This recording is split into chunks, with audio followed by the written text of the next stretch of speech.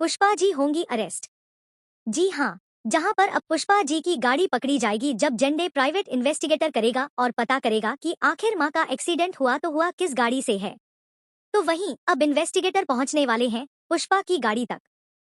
तो वहीं दोस्तों आपको देखने को मिलने वाला है कि एक तरफ मां होश में आ गई है। मां बोलती है आर्यवर्धन से कि तुम जाके अपने दिल की बात क्यों नहीं करते हो अनु से। तो वहीं दूसरी तरफ अनु भी इरिटेट हो चुकी है। अनु भी बोलती है कि अब मुझे पता चलेगा कि मेरा सर के साथ कोई रिश्ता था ही नहीं और ना कभी हो पाएगा।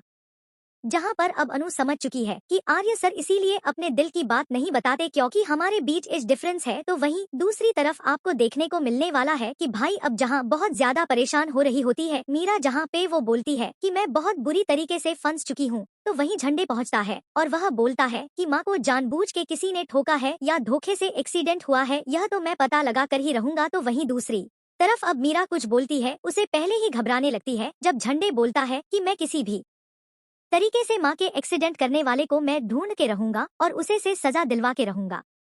जहाँ पे मीरा डर भी जाती है। तो वहीं दूसरी तरफ अब मीरा तो बोलती है कि मैं उस दिन इसलिए घर चली गई थी क्योंकि मेरी माँ की तबीयत खराब थी।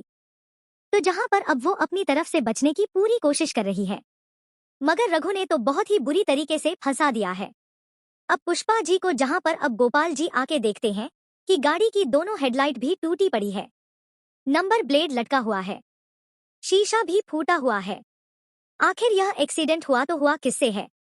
जहां पर अब पुष्पा जी से पूछते भी हैं। गोपाल जी तो वहीं वो बोलती है कि बस ऐसे ही हल्का फुल्का टकरा गई थी। तो जहां पर हम आपको बता दें, जहां पर पुष्पा जी की गाड़ी एक अचानक खाली गड़ी गाड़ी से टकराई थी। तो वहीं दूसरी तरफ अब यह इस बात से बहुत ज्यादा घबराई हुई है कि इनसे भी तो गाड़ी ठुकी थी। तो वहीं दूसरी तरफ अब इन्वेस्टिगेटर पहुंचने वाले हैं पुष्पा जी के घर तक और उनकी गाड़ी से वो साड़ी का टुकड़ा निकाल लेंगे जो साड़ी मां ने पहनी, जहां पर अब झंडे किसी भी तरीके से पा